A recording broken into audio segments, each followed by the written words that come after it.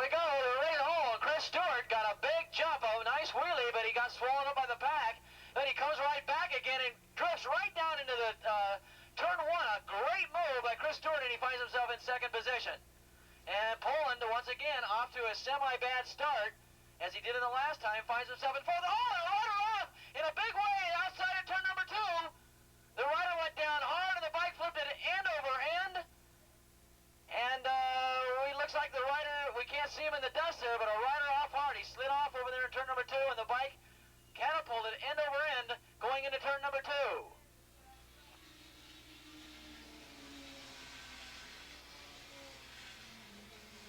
But Chris Stewart still leads.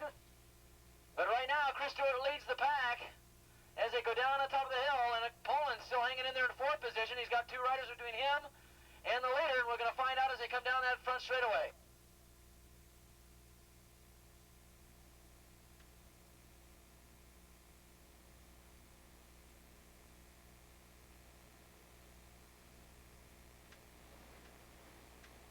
Okay, we just got word that was Doug Poland that went down in turn number 2. 296 is the word we got that went down over there. Tough break for Doug Poland. $1,300 was in his grasp. Here they come. Chris Stewart now doesn't know about this incident yet as he comes down the front straightaway. Chris Stewart leading. Richard Moore second. Dave Langford third. Then comes bike number 181, Curtis Adams running in fourth position. So that was Doug Poland that went down over there in turn number 2.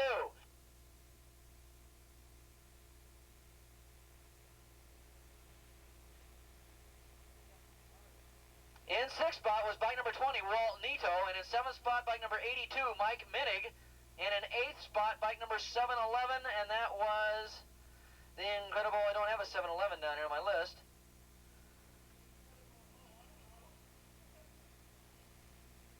That looks like that was Barry Taylor. He went in as bike number 930, and looks like they changed it at the last minute. But story of the race right now is sitting out there in turn number 2. It looks like he's up and sitting on his bike. But the crash wreck's going to him right now, and Doug Poland looks like he's up and okay, but that motorcycle is definitely history. Okay, Poland is up and all right, and that's good to hear. But boy, I think that $1,300 he just made in the 750 race is going to be put right back into that motorcycle that's sitting over there in a heap over there in turn number 2. So sometimes you can make money at this sport, and sometimes you can't. But it looks like in Poland's book, at the end of this weekend, his balance sheet's going to read even.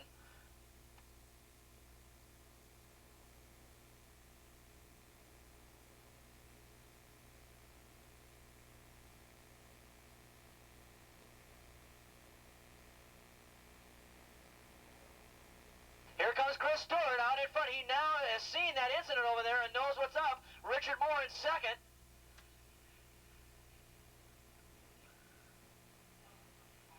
Dave Langford still running in 3rd spot. Then comes bike number 10. That is Marty Siegel running there in 4th spot, and Curtis Adams running there in 5th. So they more or less stretch themselves out right now. The only race on the track right now is for 2nd and 3rd between Moore and Langford. Of course, Langford on the Shelby Thompson sponsored Suzuki, Moore on that Vance and Hines Suzuki. And out in front right now is Chris Stewart. And of course, Chris Stewart out of Sunland, California, his tuner John Schaefer, and he's going to be a happy man right now. Fox Racing and Massinger Racing sponsoring Chris Stewart out there. And if he keeps that up right now, it's getting close, because look at this. Langford and Moore starting to pick it up the pace a little bit as they go over the top of the hill and down that back straightaway. I don't think this race is quite over yet. It certainly is over for Poland over there on the outside of turn number 2.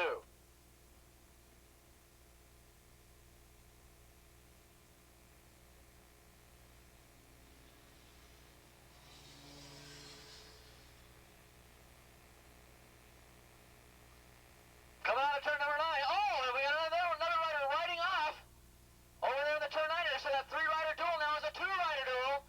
And now it is Stewart coming by and Langford coming by, so it's Richard Moore that went off the track, but he rode it off and he lost about 3 positions. He's going to ride it back on again. Look at this. Curtis Adams and bike number 10, Marty Siegel, really having a knockout, drag-out duel for 4th spot. And Richard Moore gets back on the track again, back there in 6th position. Walter Nito now in 5th. But Richard Moore having a terrible time today.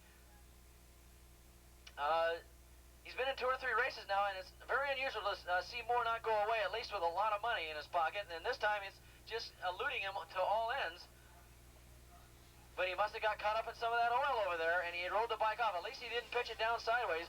Good job of riding as he went this guy must have been a motocross a couple of years leaders again as we spot him coming down the hill. That 3-rider duel, as we mentioned, for the lead is now a 2-rider duel, and it's now Stewart and Langford. Stewart out of Sunland, California.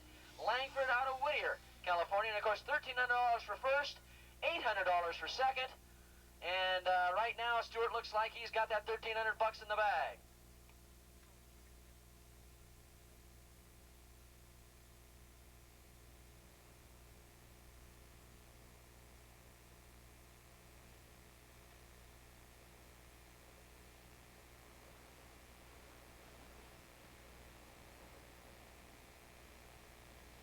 Here comes Stewart. These bikes getting up to about 145, 150 miles an hour down this front straightaway. Langford seems now to be picking it up a little bit on your leader.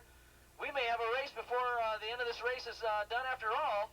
And we've definitely got a race for third right now, and there's a lot of money involved in that. That's between Siegel and Curtis Adams. And these guys are also racing for about $300 or $400. So we might want to keep our eye on that race for third.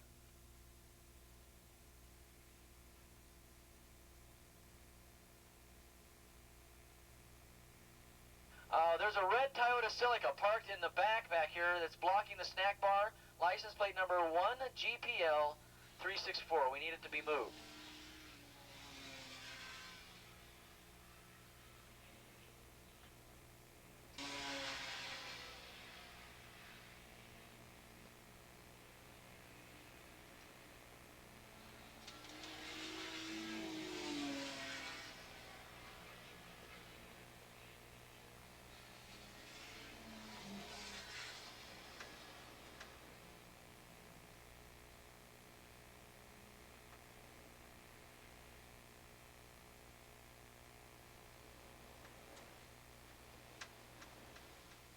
Okay, we're looking for our leaders. Here comes Stewart out of turn number 9. Oh, he goes wide out of turn number 9. And look at that, Langford still holding court in second spot, but it looks like Langford lost a lot of real estate coming out of 9 that time. As he started to close in on Stewart, he's dropped back a little bit now. And the battle for third is still hot and heavy. Look at this, Adams. And it looks like Siegel, and Siegel holding the court right now over Adams as they come out of turn number 9. And as we mentioned, that battle there for about $400 as they go into turn number 1. Right now it's still Chris Stewart with a couple of laps to go.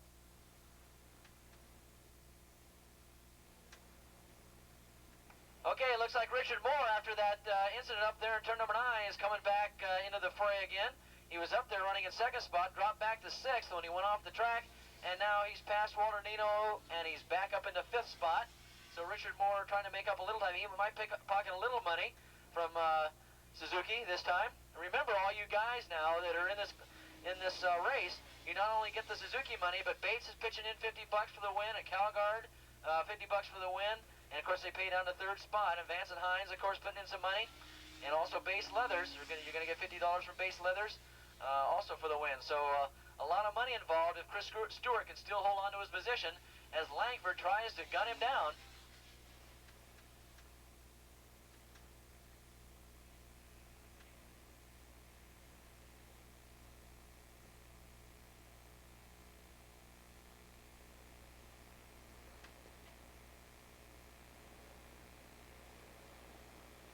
Looking for John Raleigh to give him the white flag this time around. As they go by, they got about another 2 laps to go. As they head around turn number 1, it's Stewart now starting to maintain control once again up there in the lead. Langford, nothing he can do about 2nd spot. And now look at this, Siegel now starting to pull away from a very determined Curtis Adams. And Richard Moore now looks like he's going to be relegated to 5th position, and he's more or less going to stick in that position. He doesn't look like he's going to be able to move up all that much.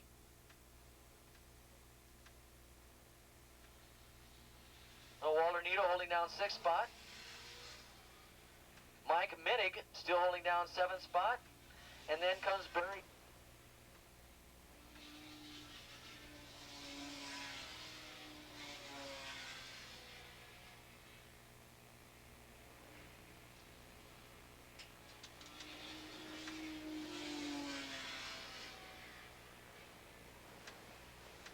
Can we have 450 and 600 stock production up for the pre-grid, please? 450, 600 stock production.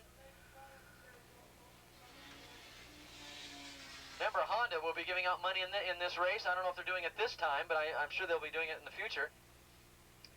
And Yamaha as well.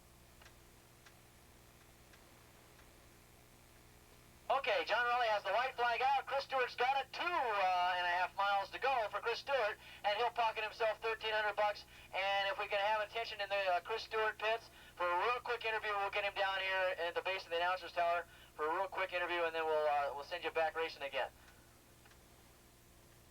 So things are more or less set in position for the checkered flag to come out. It will be Stewart. It'll be Langford in second, and of course he doesn't go away empty-handed. In second spot, he'll pick up $800. And in third spot, it should be Marty Siegel, and then Curtis Adams in fourth. It looks like it'll be Richard Moore, who had a chance to win this thing. He'll finally end up getting fifth spot after running off the track in turn number 9. Well, everybody.